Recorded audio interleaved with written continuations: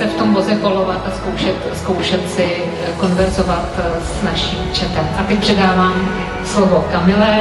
Máme tady ještě kolegu Honzu Pekárka, Jasper, náš digitální kolega, takže ten bude samozřejmě také krůce. Jsme velmi hrdí na to, že značka DS je první, které se povedlo sériově do vozů zavést umělou inteligenci. Tady ten proces začal v zemích G10, samozřejmě s rozvojem této funkcionality chatu bude i značka DS obohacovat ten chat ve svých vozech o to nové, co přijde. Takže ta aktualizace tam bude, nicméně ne tato nová verze, která opravdu ve vozech je navíc zakázaná. Jaká je předpověď počasí na Prahu?